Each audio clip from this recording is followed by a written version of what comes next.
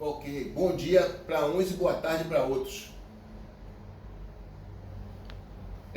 Primeiramente, deixe-me apresentar, porque alguns estão pensando que eu sou até modelo, mas eu não sou modelo, eu sou salva-vidas. Vai fazer 40 anos que eu estou nessa profissão de salva-vidas, ficar na praia esperando as pessoas se afogar e ir lá e salvar. E nesse meio tempo, desses quase 40 anos, eu passei na praia, num ambiente propício a você assimilar qualquer leitura, foi começar a ler Bíblia, no caso. E Luciano me falou desses contatos com o pessoal de Xai-Xai, né?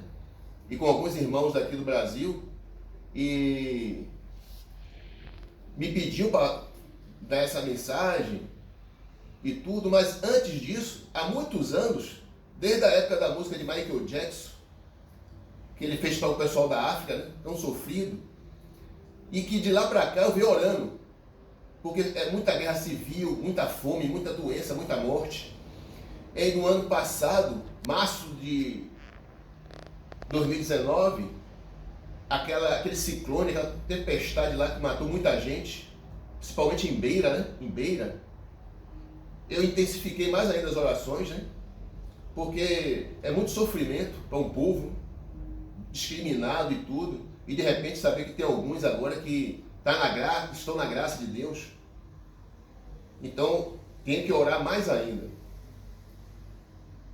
E para não perder muito tempo, as pessoas me pedem, e como foi falado aí nesse instante, que eu tenho a minha mensagem. Na verdade, eu nunca trago uma mensagem minha, né? Eu pouco falo assim, quando é em relação a Deus, falar palavras minhas. Eu deixo que a própria Bíblia realmente fale.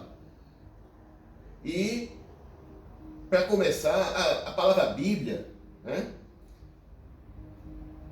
até desanima pessoas a lerem. Por quê? Porque muitas pessoas pensam que é um livro só. E a Bíblia não é um livro só. A origem da palavra, que é grega, em português significa livros. Então, a Bíblia em si são 66 livros, 39 do Velho e 27 do Novo. Então, não é um livro só. São 40 autores, aproximadamente, todos interligados, por mais distante que esteja o tempo entre eles. Isso é um milagre. Não haver discordância do início ao fim da Bíblia. É o mesmo plano de Deus, mesmo propósito, mesma vontade. Só mesmo um contato cada vez mais íntimo para sentir isso, a perfeição realmente da Bíblia. Mas o nome que ela dá a si mesmo é Escritura. Escritura. E o que vamos ver é o poder dessa Escritura. Foi o tema que eu resolvi dar o título. O poder que ela tem, no caso, para a vida de qualquer pessoa que realmente confia nessas Escrituras. E eu quero começar lendo Atos 17. Atos 17,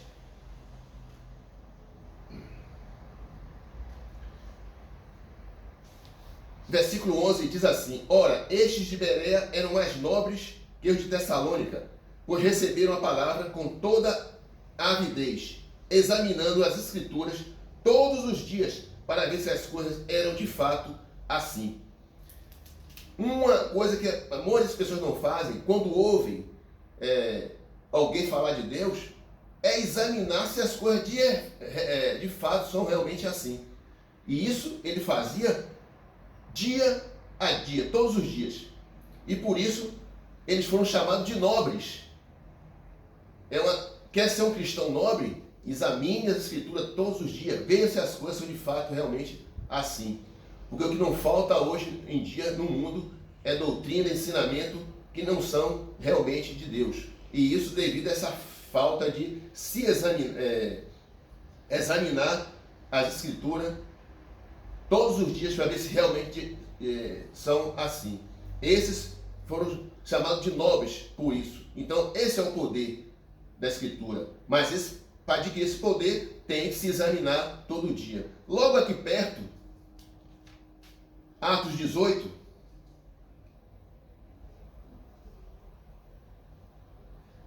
Versículo 24. Nesse meio tempo chegou a Éfeso um judeu natural de Alexandria chamado Apolo, homem eloquente e poderoso nas Escrituras. Poderoso nas Escrituras. Existem muitas pessoas procurando poder em muitas outras coisas, mas temos que buscar poder nas Escrituras. E interessante que, continuando o texto, ele era instruído no caminho do Senhor, fervoroso de espírito, falava e ensinava com precisão a respeito de Jesus, conhecendo apenas o batismo de João. Ele tinha todo esse poder nas Escrituras, essa eloquência, esse fervor, só até o batismo de João. Que significa, o batismo de João era só batismo de arrependimento. E o batismo de Jesus era arrependimento e receber Espírito Santo. Essa dádiva do Espírito Santo que até então não tinha recebido, mas agora eles tinham acesso. Se ele era poderoso nas Escrituras, só no batismo de João, imagine agora no batismo de Jesus, onde ele teria agora acesso ao Espírito Santo, a toda a verdade, graça, sã doutrina e etc. Bênçãos que Jesus trouxe. Então, o Espírito Santo nos dá a direção total nas Escrituras, para sermos poderosos nas Escrituras. Poder nas Escrituras e não em outro qualquer poder. João 5.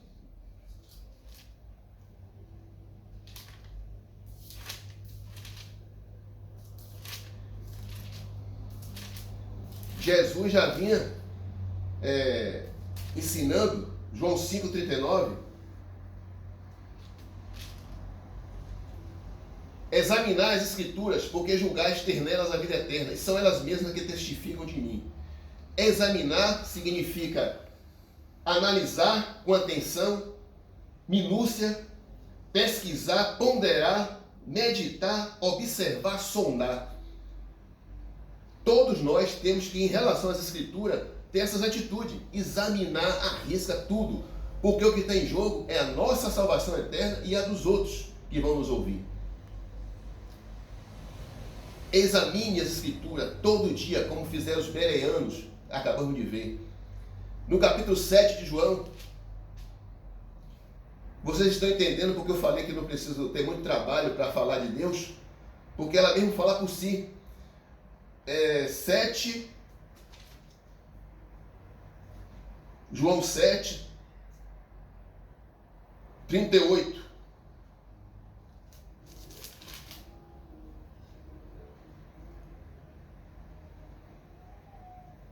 Quem crê em mim, como diz as Escrituras, do seu inferior fluirão rios de água viva. E isso ele disse com respeito ao Espírito Santo que haviam de receber os que nele crescem. Pois o Espírito até aquele momento não fora dado, porque Jesus não havia sido ainda glorificado.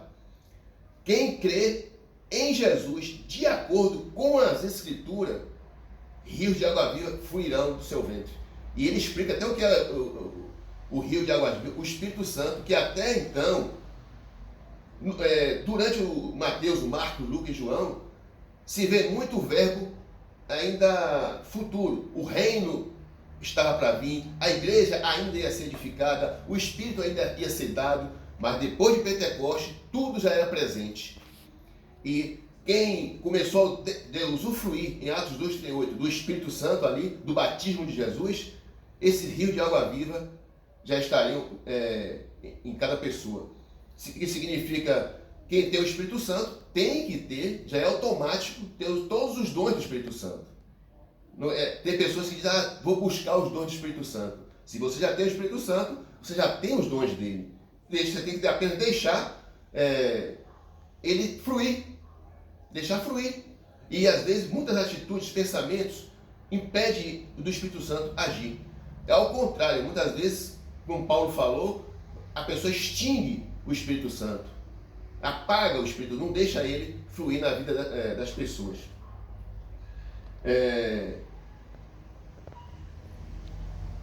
Marcos 12.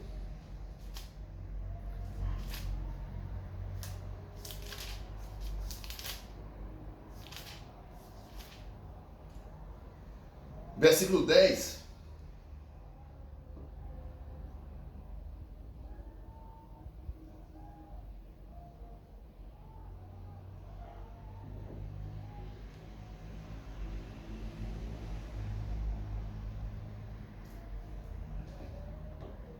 12, 24.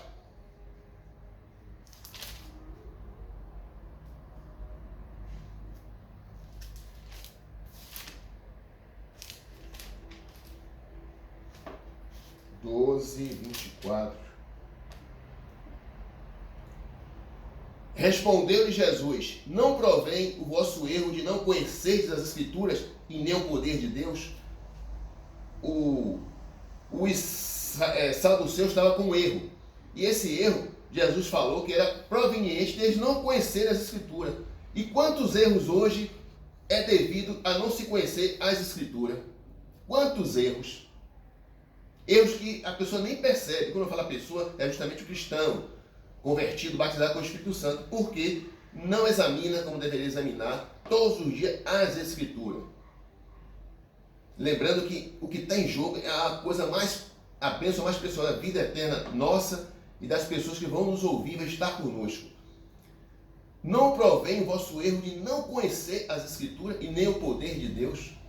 Que gravíssimo esse erro quando não se conhece as Escrituras. E o 12:10 que eu tinha falado, só fiz trocar. Versículo 10 diz assim, 12:10. Ainda não leste as Escrituras? O contexto aqui é uma profecia de Jesus, da rejeição de Jesus, né? Sobre a rejeição de Jesus. Mas o princípio aqui, que outra coisa que precisamos fazer em relação às Escrituras, é saber aplicar a nossa vida. Nunca leste esta Escritura? Quanta coisa talvez não tenhamos lido e até hoje não... parece que não leu, porque não entendeu, não assimilou. Eu já li várias vezes um texto e depois de muito tempo foi que aquilo veio à tona, a luz brilhou, no caso. Se eu não tivesse insistido em ler, não teria aquela verdade a mais na minha vida. Então Jesus está dizendo para nós, nunca leste isso na Escritura? Quanta coisa não podemos ter não lido ainda na Escritura, que pode estar nos levando a pecar, a desagradar a Deus. Por isso que eu falo o poder das Escrituras. Romanos capítulo 15.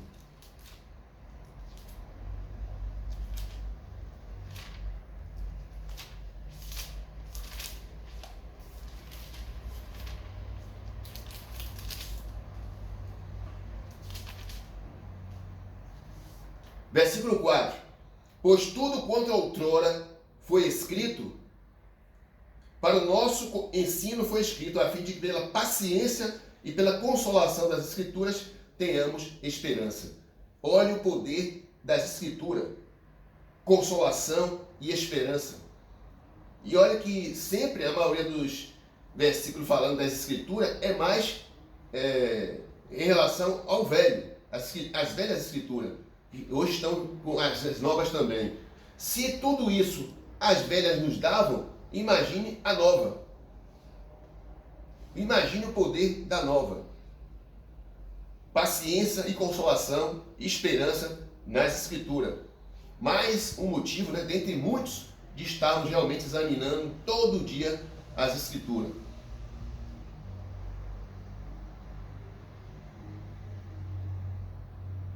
Segunda Timóteo, capítulo 3.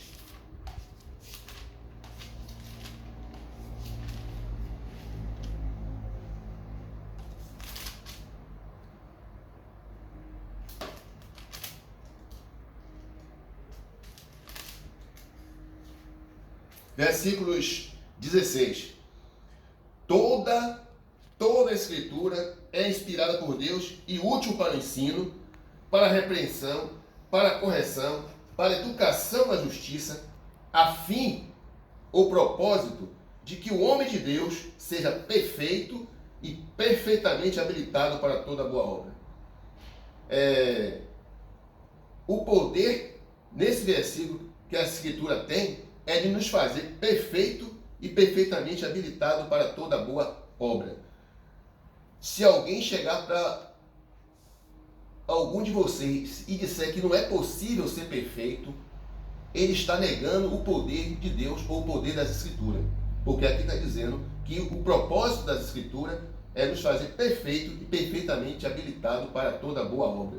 Mas para isso, temos que saber, temos que examinar todo dia, temos que saber aplicar a nossa vida, precisa acreditar que Deus tem esse poder. Então, se eu fecho com a minha incredulidade e ainda contamino os outros, como eu vou alcançar isso? Eu não sei se vocês lembram um texto em Atos, Paulo se defendendo do rei ou do governador lá, que chegou a um ponto que Paulo falou assim: por que vocês julgam coisa impossível para Deus alguém ressuscitar dos mortos? Porque na época Paulo, no seu evangelismo, ele falava muito da ressurreição de Cristo. E isso era o que causava mais confusão, polêmica. Ressuscitar dos mortos. Então ele chegou a um ponto de falar: por que vocês acham que é tão impossível para Deus ressuscitar um morto? Para Deus ressuscitar um morto é uma coisa fácil demais. Eu aí aplico isso agora, essa questão do perfeito. Será que para Deus é coisa difícil fazer o homem perfeito? Já pensaram nisso? Será que para Deus é difícil? Claro que não. Mas é preciso que nós dê espaço para Deus trabalhar isso em nós. É isso que às vezes os obstáculos que nós botamos para que essa perfeição não seja conseguida. E um outro obstáculo, né? Eu até me detendo mais agora aqui, que causa a pessoa não conseguir essa perfeição, são as leis que o próprio homem, que eu falo, o próprio cristão, criou para você ser perfeito. Então, para você ser perfeito, você tem que fazer isso, que Deus não mandou. Ele está acreditando e achando. E as coisas que Deus mandou que fizéssemos para sermos perfeitos, essas coisas não são mais enfatizadas. Por isso que a pessoa acredita que não consegue. Porque, afinal de contas, estamos numa era, numa situação, eu diria, que não tenho palavras, é inefável os recursos que Deus nos dá. O Espírito Santo, o reino, a igreja, o evangelho, a sã doutrina, o poder de Deus atuando em nós, a graça, a misericórdia, é um pacotão que eu não tô, ainda tem mais coisa. Então temos no nosso arsenal espiritual, né, bombas e mais bombas nucleares. Não há pecado que não possa ser vencido. Nada. E eu estava falando até com o Idalício, né? Me perdoa isso que eu vou falar, não é que se muito fala na evangelização, evangelizar, que não é errado, né? Isso e tem que ser feito naturalmente, mas tem que se, em seguida, falar dessa perfeição, dessa santidade, e não é no céu, é agora. Porque quando estivermos no céu, vamos ter que estar puro e santo. Então isso tem que começar agora. Não quando chegar lá para ser purificado. Porque Jesus falou que felizes ou bem-aventurados puros de coração. Porque esses é que veriam a Deus. Segue a paz e a santidade. Olha quantas vezes Jesus Deus vem falando de estarmos num estado de integridade, para quando ele voltar, ou nós morrermos, sermos assim apresentados a ele. E só quem pode realmente nos dar essa orientação é as Escrituras. Né? Eu tenho mais versículos aqui falando sobre as Escrituras, mas eu acho que já deu para entender por que o poder delas, no caso, né? E meus professores, essa é a minha experiência, meus professores da Bíblia, os primeiros professores, e até hoje são, no caso, que devem ser os nossos professores, né? Número 1 foram os meus, Moisés, Isaías, Abraão, Paulo, Pedro, João, Jó, grande professor. Esses são os nossos professores. E eles estão todos nas Escrituras. Eles têm muitos exemplos, lições, consolo, tudo para realmente, no mínimo, sermos como ele. Eu quero encerrar por aqui. Eu acredito que Deus por esses versículos, essa escritura dele, né, nos deu a entender por que o poder da Bíblia. Por que o poder? E todos nós, todos que estão me ouvindo aí agora, tem esse poder nas mãos. Tem um poder já dentro de nós, esse Espírito Santo. Que, como diz 1 João 4,4, o que está em nós é maior do que o que está no mundo, se referindo ao Espírito Santo. Não somos um povo qualquer, né? Somos um povo altamente privilegiado pelo que Deus nos dá quando nós nos convertemos, nos arrependemos, nos batizamos a Ele. Pense de hoje em diante: poxa, eu tenho tudo isso? Eu posso ser tudo isso? Pode e tem. Pode e tem, no caso. Eu vou encerrar e vou aprender com você aí que depois podem perguntar, podem comentar, né? Tirar dúvidas, essas coisas. Ok?